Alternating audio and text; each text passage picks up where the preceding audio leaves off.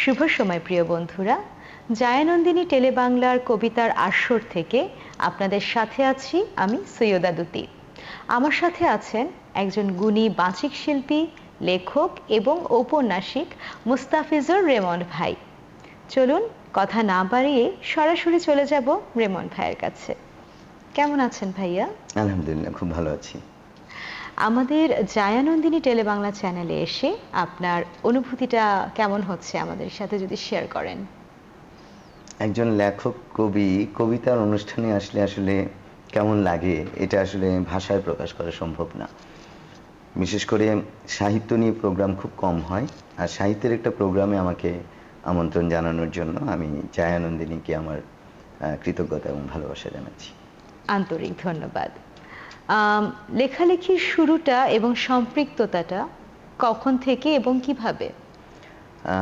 লেখালেখিটা আসলে আমি বলতে পারি আমার একদম খুব শৈশব, অর্থাৎ আমি খুব ছোটবেলায় আমার নানার বাড়িতে মানুষ, এবং আমার বাবা লিখতেন। আমার মামা কবি সানাউল হক, যিনি বাংলা একাডেমি এবং 21 পদকপ্রাপ্ত কবি। আর ছোটবেলা থেকে আমি খুব একটা প্রসপেরাস ভিলেজ যেটাকে বলে, গ্রামে আমি যেখানে মাটির ঘরে পাঠাগার দেখেছি, সেখানে বড় হওয়া, সেখান থেকে আসলে আমার সাহিত্যের প্রতি অনুরাগ এবং কানেক্টিভিটি। আপনার প্রথম সৃষ্টি বা প্রথম লেখা কোনটা ছিল, কেমন ছিল, কবে লিখেছিলেন এবং আপনি কত বছরের ছিলেন তখন? পরীক্ষাতে গোল্লা পেয়ে হাবু ফেরেন বাড়ি, চক্ষু দুটি ছানা বড়া, মুখখানি তার হাড়ি। রেগে আগুন হলেন বাবা, সকল কথা শুনে ইচ্ছে করে পিটিয়ে তারে দিলেন তুলোধনে। ফোড়ে পড়া অবস্থায় এই ছড়া দিয়ে আমার শুরু।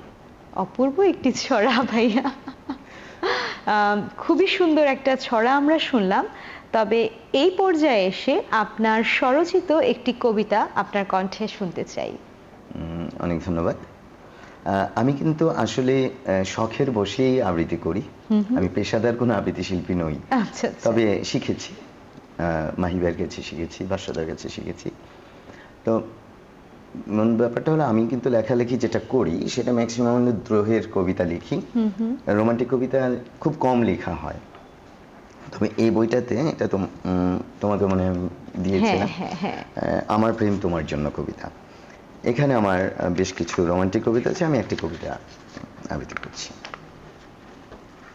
কবিতার শিরোনাম তুমি।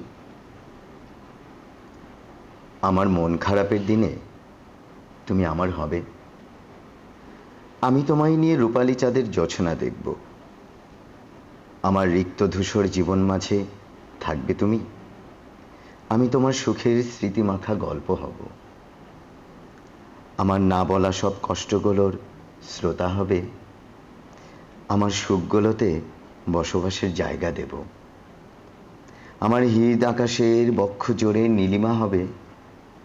ভালোবাসার রং মাখিয়ে তোমার চোখের মণি হব। তোমার নিটোল হাসির একটুখানি আমায় দেবে। তোমার সফল প্রেমের গল্প জুড়ে প্রেমিক হব। আমার কবিতা জুড়ে ছন্দ হয়ে আসবে তুমি। দেখবে তুমি সত্যিকারের ভুবনজয়ী কবি হব। মরণকালে তোমার চোখে অশ্রু দেবে। সেই মরণের মাঝেও আমি অমর হব। অপূর্ব ভাইয়া, অপূর্ব, মানে হৃদয়ে ছুঁয়ে যাওয়া কবিতা। এই কবিতার সম্পর্কে আমি যদি আপনাকে ছোট্ট করে জিজ্ঞেস করি, প্রেমে পড়েছিলেন? প্রেমে পড়া হয়েছে, কিন্তু আমরা অনেক সময় আসলে যেই ভুলটা করি, অনেক পাঠক করে, ইভেন আমার সহধর্মিণীও করেছে। আমার একটা অব্যক্ত কৈশোর প্রেম একটা কবিতা ছিল। আচ্ছা আচ্ছা। আমরা আসলে যে লেখালেখিটা করি সবসময় যে নিজের জীবনের সাথে মিলিয়ে তা কিন্তু নয়। আমাদের পারিপার্শ্বিকতা, আমাদের দেখা, আমাদের বোধ থেকে কিন্তু লেখা হয়। জি। তবে যেমন এই ধরনের যে মন মানসিকতা, সেটা স্টুডেন্ট লাইফে হয়েছে। অনেকে দেখে ভালো লেগেছে, অনেকে রাস্তায় এক মুহূর্তে দেখেও ভালো লেগেছে। তবে ওইভাবে প্রেমে পড়াটা কৈশোর বয়সে হয়ে ওঠেনি আমার আর কি। আমি যদিও এখন যার সাথে আমি এগোচ্ছি, তার সাথেও আমার মাত্র 21 দিনের সম্পর্কে বিয়ে হয়েছে। বাহ, এমন প্রেম এখন পাওয়া তো সম্ভবই না, পাওয়াও যায় না। তো আপনার সহধর্মিণী আপনার লেখালেখিকে কিভাবে করে দেখেন বা কতটুকু সাপোর্ট করেন? আমার সবচেয়ে বড় সমালোচক, কারণ সে পড়ে কিন্তু আমাকে সামনে কখনো প্রশংসা করে না। যাই হোক, ওকে নিয়ে আমার লেখা একটা কবিতা একবার আমি লেখার পরে ও ফার্স্টে বুঝেনি, পরে যখন আমি আবৃত্তি করে ওটা পোস্ট করলাম তখন এসে ওই দিন আমাকে খুব থ্যাঙ্কস জানানো যে আসলে কবিতাটা এত সুন্দর, এটা আমি এখন মানে আবৃত্তিটা না শুনলে বুঝতে পারতাম না। এবং আমি জানি যে আমার অগোচরে সে আমার প্রশংসা করে, কিন্তু সামনে না। সামনে করে না। সামনে প্রশংসা করাটা আসলে যে ভুলে যাবে, তো আসল প্রশংসাটাই হচ্ছে পেছনে, আর সমালোচনা হচ্ছে সামনে, কারণ সমালোচনা করলে আমরা আমাদের নিজের ভুলটা শুধরে নিতে পারি। যাক, তাহলে আপনার সহধর্মিণী আপনাকে খুবই ভালোভাবে সাপোর্ট করে, যেটা বোঝা গেল। 100%, না হলে আসলে এত দূর আসা সম্ভব হতো না। তো আপনার ভাইয়া লেখালেখি নিয়ে ভবিষ্যৎ কি, ভবিষ্যতের পরিকল্পনাটা কি? আসলে আমি সাহিত্যকে সমাজের দর্পণ মনে করি, বিশ্বাস করি। সাহিত্য সমাজের দর্পণ, এটা অনেক বোদ্ধা ব্যক্তিরা বলেছে, কিন্তু আমি সেটাকে মনে প্রাণে বিশ্বাস করি। আমি মনে করি যে সাহিত্য শুদ্ধতার কথা বলে, সুন্দর জীবনের কথা বলে। আর পেশাগতভাবে না, আমি আমার জীবনের একটা অংশ হিসাবে সাহিত্যকে নিয়ে অনেক দূর এগিয়ে যেতে চাই, পাঠক তৈরি করতে চাই, এবং সাহিত্যের মতো করে মানুষ জীবন গড়ুক সেটা চাই। অসংখ্য ধন্যবাদ। এই পর্যায়ে ভাইয়া আরো একটি কবিতা শুনতে চাইবো আপনার কণ্ঠে, আপনি যেটা শোনাতে চান আমাদেরকে। আচ্ছা, প্রথমে তো আমার কবিতা থেকে আসলো, তো এবার একটু আমার পছন্দের কবিতায় আমি জি জি, অবশ্যই অবশ্যই। যদিও আমার খুব পছন্দের কবিদের মধ্যে একজন হলো জীবনানন্দ দাশ। আশা করি তোমারও পছন্দের, সবারই। তো জীবনানন্দ দাশের খুব নামকরা যে কবিতা আমরা জানি, বনলতা সেন, সেটা আমি একটু আবৃত্তি করতে চাচ্ছি। হাজার বছর ধরে আমি পথ হাঁটিতেছি পৃথিবীর পথে, সিংহল সমুদ্র থেকে নিশীথের অন্ধকারে মালয় সাগরে। অনেক ঘুরেছি আমি বিম্বিসার অশোকের ধূসর জগতে, সেখানে ছিলাম আমি আরো দূর অন্ধকারে বিদর্ভ নগরে। আমি ক্লান্ত প্রাণেক, চারিদিকে জীবনের সমুদ্র সফেন, আমারই দুদণ্ড শান্তি দিয়েছিল নাটোরের বনলতা সেন। চুল তার কবেকার অন্ধকার বিদিশার নিশা, মুখ তার শ্রাবস্তির কারুকার্য, অতি দূর সমুদ্রের পর হাল ভেঙে যে নাবিক হারায়েছি দিশা। সবুজ ঘাসের দেশ যখন সে চোখে দেখে দারুচিনি দ্বীপের ভিতর, তেমনি দেখেছি তারে অন্ধকারে। বলেছে সে, এতদিন কোথায় ছিলেন, পাখির নীড়ের মতো চোখ তুলে নাটোরের বনলতা সেন। সমস্ত দিনের শেষে শিশিরের শব্দের মতন সন্ধ্যা আসে, ডানার রৌদ্রের গন্ধ মুছে ফেলে চিল, পৃথিবীর সব রং নিভে গেলে পাণ্ডুলিপি করে আয়োজন। তখন গল্পের তরে জোনাকির রঙে ঝিলমিল, সব পাখি ঘরে আসে, সব নদী ফুরাইয়ে জীবনের সব লেনদেন, থাকে শুধু অন্ধকার মুখোমুখি বসিবার বনলতা সেন। এটার যদি প্রশংসাও আমি করতে যাই সেটা কম পড়ে যাবে, কারণ এটা আমার নিজেরও খুব পছন্দের একটি কবিতা। আমি নিজেও এটা পাঠ করেছি, এবং এতটাই ভালো লাগে, যতবারই পাঠ করি ততবারই ভালো লাগে, প্রেমে পড়ে যাই কবিতাটা। এই পর্যায়ে ভাই আমি আপনাকে একটা প্রশ্ন করতে চাই। লেখালেখির সাথে সম্পৃক্ততা হবার পরে নানান ধরনের প্রতিবন্ধকতা কিন্তু আমরা ফেস করি, ঠিক আছে? দেখা যাচ্ছে যে আমরা লিখছি, ভালো লিখছি বা খারাপ লিখছি বা যেটাই লিখছি, মানুষ পড়লেও সে জিনিসটাকে সমালোচনার দৃষ্টিতে দেখা হয়, এটাকে অ্যাপ্রিসিয়েটের মতো দেখা হয় না। তো এই ধরনের কোনো পরিস্থিতি কি আপনাকে মোকাবেলা করতে হয়েছে বা পড়তে হয়েছে বই প্রকাশের সময়? হ্যাঁ, এটা অনেকটা করতে হয়েছে। এরকম যেমন একটা তো বললাম, আমাদের জীবনের সাথে সবাই মিলিয়ে ফেলে যে উনি বোধহয় এইরকম হওয়াতে এটা লিখেছে, ওরকম হয়তো এটা লিখেছে, এটা একটা ফ্যাক্ট। আর আমরা যান্ত্রিকতার মধ্যে আসলে ডুবে যাচ্ছি। জি। যান্ত্রিকতায় ডুবে যে এখন যারা বই পড়ে একটু বাঙালিপনা সাজ দিয়ে যখন বই মেলায় যায়, সেটা নিয়ে কিন্তু বিরাট বড় একটা শ্রেণী খুব সমালোচনা করে যে এদের বোধহয় আর কোনো কাজ নেই। রাইট। কিন্তু আমি যেটা মনে করি যে এই চিন্তাধারার মধ্যে অল্প কিছু যদি শুদ্ধ চিন্তার মানুষ হয়, তারা বই পড়ে, বইয়ের সাথে থাকে, সাহিত্যের সাথে থাকে, আর সেটা সংখ্যা কম হোক আমার কোনো যায় আসে না। আমি ছোট্ট একটি জিনিস যোগ করতে চাই। বড়দের লেখালেখি তো, উপন্যাস লিখছি, গল্প লিখছি, কবিতা লিখছি। এর মধ্যে কিন্তু আমার মেয়ে, ও তখন ক্লাস 5-এ পড়ে, ছোট। তো ও একদিন বলছে, বাবা তুমি তো বড়দের নিয়ে লেখো, ছোটদের নিয়ে তুমি তো কিছু লিখো না। আমি কিন্তু ওই জিনিসটাকে খুব ভালোভাবে নিয়েছি, যে তাই তো এখনো তুমি বইমেলায় অনেক সময় দেখবে যে ছোটরা এসে কিন্তু তাদের আকাঙ্ক্ষিত বইটা পায় না। তখনই কিন্তু আমার এই ছড়ার বইটা, এবং এটা আমার কণ্ঠস্বর প্রকাশনী থেকে বেস্ট সেলার বই ছিল, ছড়ার দেশে বেড়ায় বিশেষে।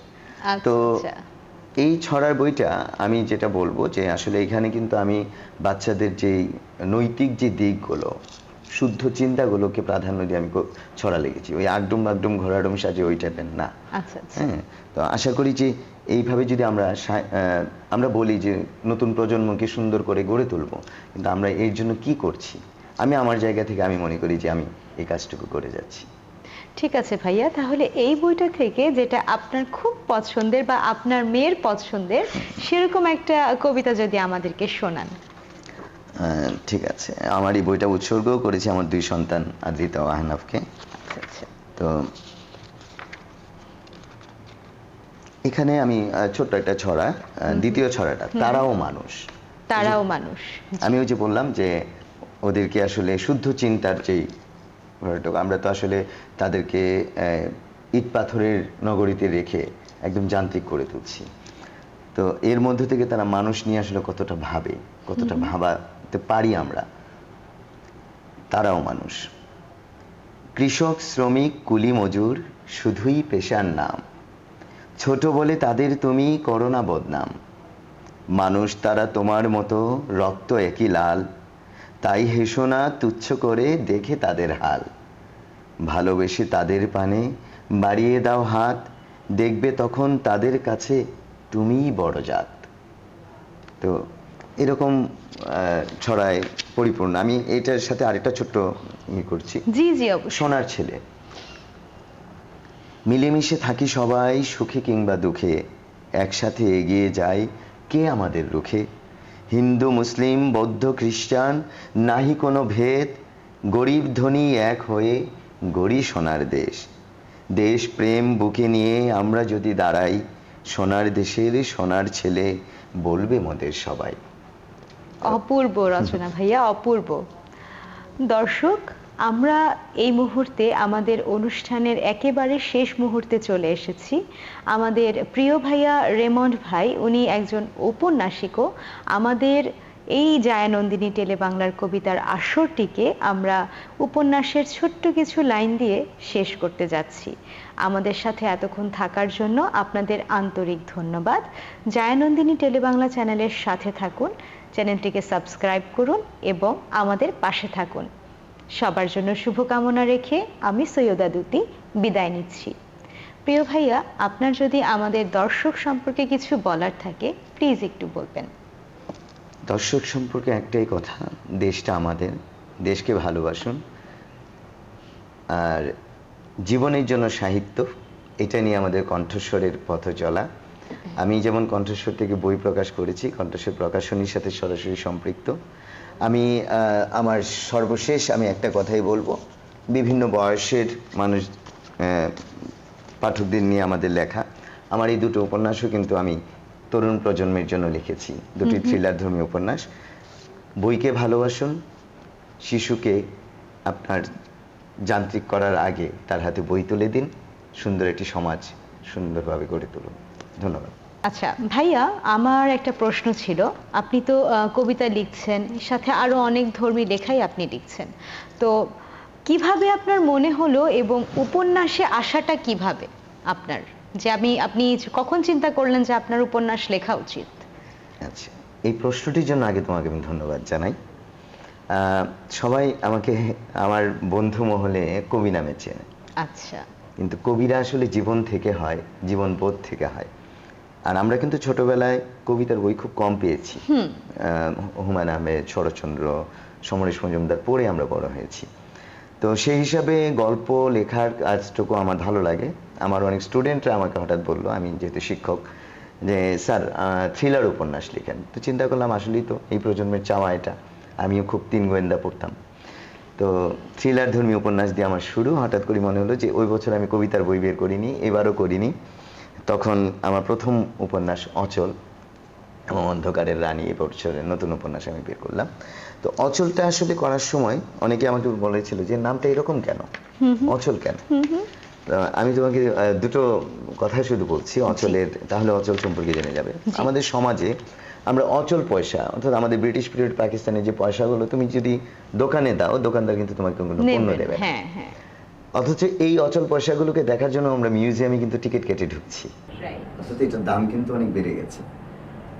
আমি মনে করি আমাদের সমাজে এমন কিছু মানুষ আছে যাদেরকে আমরা অচল মনে করি, যাদেরকে একসময় আমরা খুঁজে পাবো না। তো এইরকম কিছু মানুষের জীবন নিয়েই আসলে আমার এই উপন্যাসটা অচল। এবং এটাও, এই অচল উপন্যাসটাও শুরু করেছিলাম আমার স্বর্গীয় পিতা গোলাম মুস্তাফা কামাল। আর অন্ধকারের রানী, এটা অন্ধকারের রানী ধর্মী এবং কি নিয়ে লেখা? এটাও থ্রিলার উপন্যাস, তবে এটা হলো একেবারেই জীবন সংগ্রামে লিপ্ত একটি মেয়েকে নিয়ে লেখা। ওই মেয়ের জীবন দিয়ে আসলে আমাদের সমাজের যেই নষ্ট যেই দিকগুলো, সেই দিকের হাতছানির কারণে একটা সাধারণ মানুষ, একটা সাধারণ মেয়ে কিভাবে জীবন সংগ্রামে লিপ্ত হয়, অন্ধকার জগতে ঢুকে যায়, এবং এমন হাজারো রানীকে মুক্তি দিতে তার যে সংগ্রামের পরিণতি, সেটি অন্ধকারের রানীর মধ্যে পাবে। আন্তরিক ধন্যবাদ ভাইয়া আপনাকে, আপনার এত সুন্দর বই নিয়ে আমাদের সাথে আলোচনা করার জন্য। এবং আজকে আমাদের কবিতার আসর অনুষ্ঠানটি এখানেই শেষ করছি। আমাদের সাথে ছিলেন গুণী লেখক, বাচিক শিল্পী এবং ঔপন্যাসিক রেমন্ড ভাই। আশা করছি আপনাদের অনুষ্ঠানটি ভালো লেগেছে। পরবর্তী অনুষ্ঠান দেখার আমন্ত্রণ জানিয়ে আমি সৈয়দা দুতি আর এবারের মতো বিদায় নিচ্ছি। সবাই ভালো থাকুন, সুস্থ থাকুন, সুন্দর থাকুন এবং জায়ানন্দিনী টেলিবাংলা চ্যানেলের সাথেই থাকুন। ধন্যবাদ সবাইকে।